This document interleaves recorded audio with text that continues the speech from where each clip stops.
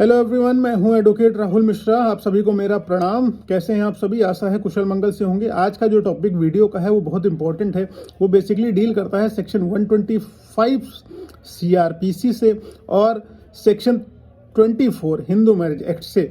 वो basically maintenance से related है कि अगर आपकी वाइफ आपसे मेंटेनेंस क्लेम कर रही है तो आप मेंटेनेंस की जिरह के दौरान, क्रॉस क्वेश्चनिंग के दौरान क्या क्या प्रश्न आपके वकील साहब उनसे पूछें जिससे आपको कम से कम मेंटेनेंस देना पड़े या फिर मेंटेनेंस ना देना पड़े। आज हम लोग यही देखेंगे।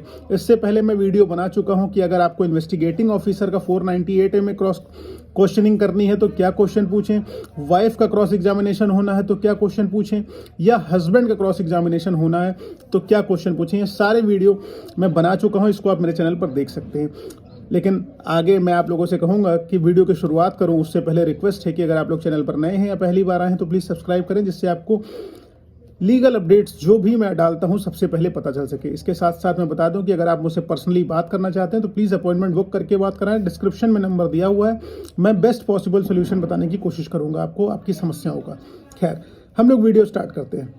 देखिए दोस्तों, जैसे आपकी कोई मैट्रिमोनियल डिस्प्यूट होगी, आपकी वाइफ आपके अगेंस्ट 125 मेंटेनेंस का मुकदमा दर्ज कराएंगी। वो इसलिए दर्ज कराएंगी ताकि वो आपको आर्थिक रूप से तोड़ सकें और अपने आप को आर्थिक रूप से मजबूत कर सकें। ये कहा जाता है कि अगर किसी व्यक्ति को आप आर्थिक रूप से कमजोर कर देंगे तो वो कमजोर हो जाएगा और लाइफ में जीत नहीं पाएगा। इसीलिए सबसे पहले मेंटेनेंस का मुकदमा वाइफ दर्ज कराएंगी और आपसे मेंटेनेंस मांगेंगी और आपको कमजोर करती हुई चली जाएंगी। तो ऐसे क्या क्वेश्चन आप पूछें जिससे वो कमजोर हो जाए, आपको उनको मेंटेनेंस ना देना पड़े। सबसे पहले क्वेश्चन आपको क्या पूछना है कि आप कितना पढ़ी हैं। पहला क्वेश्चन जो आप दागेंगे उसमें क्रॉस एग्जामिनेशन में कि आप कितना पढ़ी हैं। सुप्रीम कोर्ट का उसमें एफिडेविट देना होता है तो पत्नी द्वारा झूठ बोले जाने की संभावना कम होती है। बेसिकली ये क्वेश्चन इसलिए पूछा जाता है क्योंकि अगर मान लीजिए आपके पास कोई प्रोफेशनल डिग्री है या आप हाईली क्वालिफाइड है या कुछ भी हो, आप हाईली क्वालिफिकेशन है, आप मान लो लेट से बीटेक है, एमबीए है, बीबीए है, बीटीसी करा हुआ है आपने, और उसके बाद भी आप मेंटेनेंस की डिमांड कर रही हैं तो ये माना जाएगा कि आप हाईली क्वालिफाइड हैं, आप जॉब करने में कैपेबल हैं, फिर भी आप करना नहीं चाह रही हैं और इसलिए आप मेंटेनेंस के लिए इंटाइटल्ड नहीं होंगी क्योंकि आप हाईली क्वालिफाइड हैं या हस्बैंड से ज़्यादा आपकी एजुकेशन है।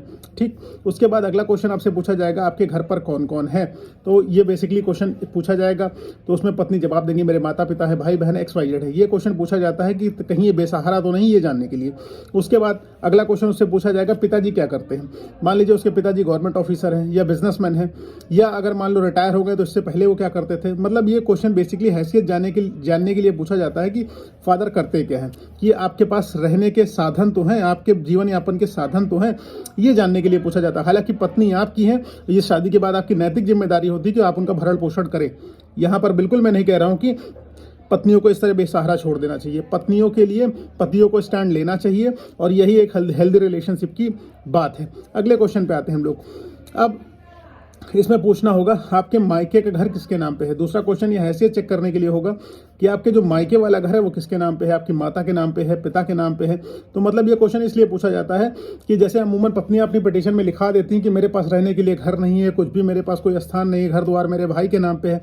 तो ये इसलिए पूछ लिया जाता है कि माता पिता के नाम पे अगर घर है आपके लाखों करोड़ों का तो आप उसमें रह सकती हैं। आप कैसे अपने आप को बेसहारा कह सकती हैं कि आपके पास रहने के लिए निवास का कोई स्थान नहीं है। ठीक है, अगर आपके माता पिता अच्छे मकान के स्वामी हैं और आप किराए पर नहीं रहनी, क्योंकि पिटीशन में आप लिख के आ रही होती है आप किराए पर रहने पर मजबूर हैं, तो क्रॉस क्वेश्चन में आप ये भी पूछिए अगर आपके माता पिता अच्छे मकान के स्वामी हैं तो आप कैसे खुद को बेसहारा बता सकती हैं। ठीक है, उसके बाद अगला क्वेश्चन पूछिए आपके भाई बहन क्या करते हैं। ठीक, अगर मान लीजिए भाई बहन पढ़ाई कर रहे हैं, किसी अच्छे कॉलेज में पढ़ाई कर रहे हैं जहाँ लाखों रुपए फीस है और आप पिटीशन में कह के आ रही हैं कि आपके पास माता पिता के पास बिल्कुल भी पैसा नहीं है, तो लाखों रुपए फीस कैसे दे सकते हैं आपके भाई बहन की। उसके बाद आप अगला क्वेश्चन पूछिए कि क्या आपने शादी से पहले नौकरी की है। अगर उसने नौकरी की है तो जवाब हाँ में देगी, नहीं की है तो ना में जवाब देगी। मान लीजिए उसने ना में जवाब दिया, आपके पास कोई सबूत है तो कोर्ट के पास वो लगाइए।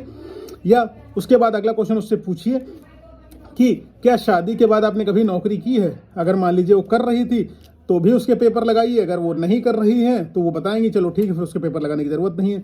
लेकिन अगर वो आपको पता है कर रही हैं और वो छुपा रही हैं तो आप पेपर ढूंढ के लगाइए। डॉक्यूमेंट्स जो भी सपोर्टिव डॉक्यूमेंट्स हैं उन डॉक्यूमेंट्स को कोर्ट के सामने प्रस्तुत करिए। उसके बाद आप उनसे पूछिए कि जो भी आपकी क्वालिफिकेशन है, जो भी आप अहर्ता रखती हैं, जो भी शैक्षिक योग्यता रखती हैं, क्या वो शैक्षिक योग्यता आपको नौकरी दिलाने के लिए मोर देन इनफ नहीं है। क्या अगर आपको इस शैक्षिक योग्यता के आधार पर नौकरी मिले तो आप नौकरी करेंगे। मान लीजिए वो बीटेक करके बैठी हुई है, ठीक है, नौकरी नहीं कर रही। कोर्ट उनसे कहे कि आपको बीटेक करने के बाद नौकरी अगर आपको कहीं मिल रही है तो आप करेंगी, तो अगर जाहिर सी बात है कहेंगी हाँ कहेंगी, तो मतलब आपको ये कह लेना है कि आप नौकरी करने में सक्षम हैं, लेकिन आप जानबूझकर नहीं कर रही हैं, सिर्फ आप मेंटेनेंस लेने के लिए नौकरी करने से मना कर रही हैं।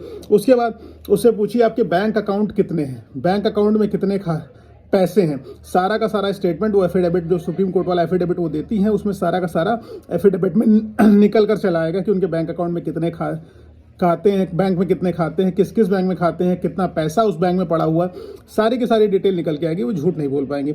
अब जो आपको फाइनल कंक्लूजन करना है, समअप करना है, समअप में बेसिकली ये बताना है कि मैडम देखिए जो भी आपने पिटीशन में अपने लिखा हुआ है वो सब आपने कोरा झूठ लिखा हुआ है, और उसके बाद आपके पास एजुकेशनल क्वालिफिकेशन है, शैक्षिक अर्हता है, आपके माता पिता सक्षम है, सुदृढ़ है, मजबूत हैं, लेकिन फिर भी आपको मेंटेनेंस चाहिए, जानबूझकर आप मेंटेनेंस करना चाहती हैं, तो इसलिए आपकी जो मेंटेनेंस की पिटीशन है वो कम्प्लीटली वेग और फेक है, जो भी आपने कहा है उसमें सब झूठ कहा है, इसलिए आपको मेंटेनेंस मिलने की एंटाइटल्ड नहीं, यही कहते हुए आपको उसमें पिटीशन का जब आप क्रॉस एग्जामिनेशन कर रहे होंगे तो उसमें आपको समअप कर देना है। हालांकि मैं दोस्तों बता दूं यही बेसिक क्वेश्चन जो होते हैं पूछे जाते हैं, लेकिन पिटीशन टू पिटीशन, मुकदमा तो मुकदमा डिफरेंट होते हैं, लेकिन ये कुछ बेसिक क्वेश्चन है जो आप पूछ सकते हैं।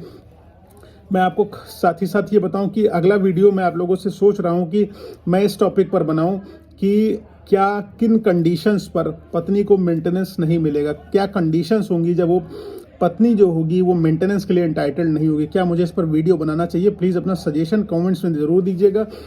मैं आप लोगों के हर एक कमेंट का जवाब दे रहा हूं, हर एक कमेंट का मैं दावे से कह सकता हूं मैंने हर एक बंदे को रिप्लाई करा हुआ है, क्योंकि आप लोगों की वजह से ही मैं हूं, आप लोगों के सपोर्ट की वजह से ही मैं हूं, और मेरा अस्तित्व आपके सपोर्ट के बिना कुछ भी नहीं। इसलिए अपना सपोर्ट बनाए रखें, अपना प्यार ऐसे ही बनाए रखें। साथ ही साथ बात करनी है तो प्लीज़ अपॉइंटमेंट बुक करिए, और मुझे आप सोशल मीडिया हैंडल्स पर अगर नहीं जुड़ पाए हैं मेरे से, तो प्लीज़ आप मुझे फेसबुक, इंस्टाग्राम, ट्विटर पर जुड़ सकते हैं। मेरा लिंक जो है डिस्क्रिप्शन में दिया हुआ है, प्लीज़ आप वहाँ पर जुड़ें और अपना प्यार यूं ही बनाए रखें। Thank you so much. जय हिंद।